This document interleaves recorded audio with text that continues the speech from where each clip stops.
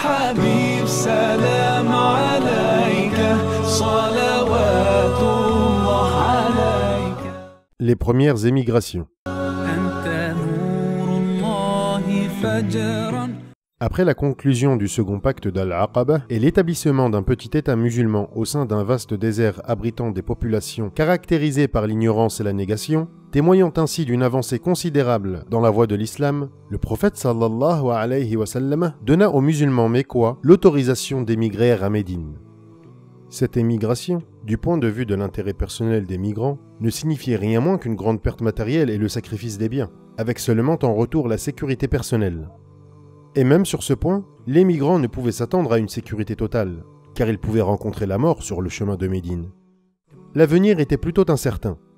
Ayant tout cela à l'esprit, les musulmans commencèrent à émigrer, tandis que les polythéistes cherchaient par tous les moyens à les en empêcher, car ayant conscience qu'une telle fuite menaçait leur société même. Petit 1.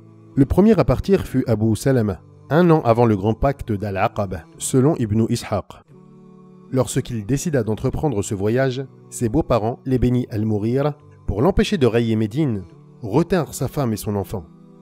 La branche à laquelle appartenait Abu Salama, les Beni Abd al-Asad, intervint alors avec violence pour obtenir la garde de l'enfant, au point de disloquer le bras de ce dernier. Salama, après le départ de son mari et la perte de la garde de son enfant, passa 1 année à pleurer et à se lamenter.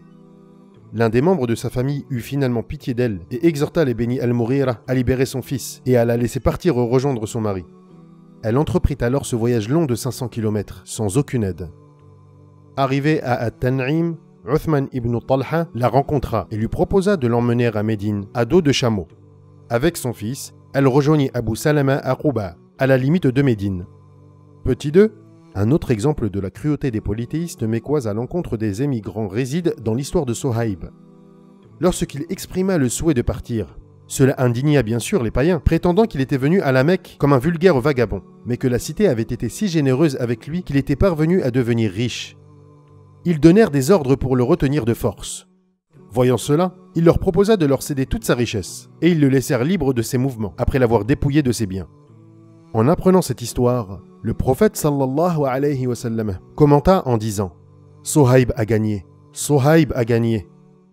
Petit 3. Et puis il y eut l'histoire de Omar ibn al-Khattab, de Ayyash ibn Abi Rabi'a et de Hisham ibn al-As, qui convinrent de se rencontrer un matin en un lieu donné afin de quitter la Mecque. Omar et Al-Ayyash furent au rendez-vous, mais Hisham fut séquestré par les païens.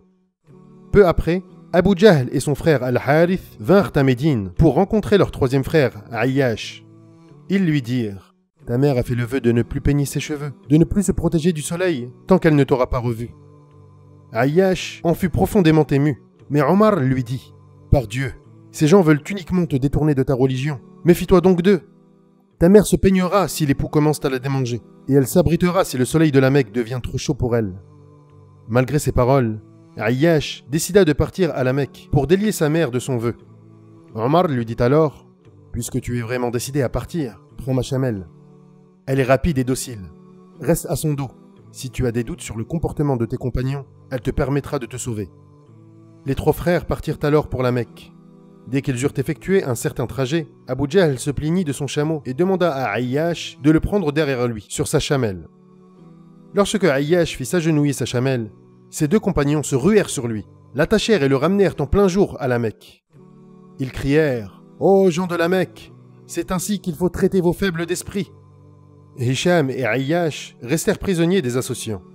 Lorsque l'envoyé de Dieu sallallahu alayhi wa sallam dit un jour à ses compagnons « Qui pourrait me ramener Ayyash et Hisham ?»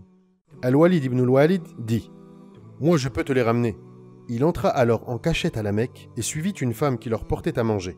Il sut qu'ils se trouvaient dans une maison sans toit. Le soir, il escalada le mur, les délivra de leurs liens, les porta sur sa chamelle et les ramena à Médine. Les 3 récits qui précèdent ne sont que 3 exemples parmi d'autres, qui témoignent de la réaction des païens mécois envers les immigrants, et ils se passent de tout commentaire. Néanmoins, les croyants réussirent à s'échapper par groupes successifs, et si rapidement que dans les 2 mois qui suivirent le second serment d'Al-Aqaba, presque tous les musulmans prirent le chemin de Médine, à l'exception d'Abu Bakr, de Ali, du prophète sallallahu alayhi wa sallam, et de ces âmes nobles qui avaient été séquestrées ou qui se trouvaient dans l'impossibilité de fuir. Le prophète sallallahu alayhi wa sallam et Abu Bakr prirent leur disposition pour partir, mais l'envoyé de Dieu sallallahu alayhi wa sallam attendait l'ordre d'émigration de la part de Dieu. Il est important de noter que la plupart des musulmans qui avaient émigré en Abyssinie rejoignirent Médine pour y retrouver tous les autres musulmans. Al-Bukhari a rapporté: d'après Aïcha radiyallahu anha, l'envoyé de Dieu sallallahu alayhi wa sallam lui dit, qui était à la Mecque, dit aux musulmans: on m'a montré l'endroit où vous émigrerez. C'est un pays de palmiers situé entre deux Laaba, c'est-à-dire deux Harra, deux champs de pierre volcaniques. Alors un certain nombre de fidèles émigra vers Médine, et tous ceux qui avaient émigré en Abyssinie se rendirent à Médine. Comme Abu Bakr se préparait à partir pour Médine, l'envoyé de Dieu sallallahu alayhi wa sallam lui dit: ne te presse pas, j'espère recevoir l'ordre d'émigrer moi aussi. Est-ce que tu espères cela, toi pour qui je donnerai la vie de mon père? S'écria Abu Bakr. Oui, répliqua le prophète sallallahu alayhi wa sallam. En conséquence, Abu Bakr, pour accompagner l'envoyé de Dieu, sallallahu alayhi wa sallam, renonça à son départ. Il nourrit pendant 4 mois 2 chameaux de sel qu'il avait chez lui, avec des feuilles de mimosa, abattues avec une gaule, ou khabat. La vidéo est maintenant terminée. Si son contenu vous a plu, je vous invite à vous abonner à ma chaîne et à activer la petite cloche des notifications pour que les nouveautés vous parviennent. Que la paix soit sur vous.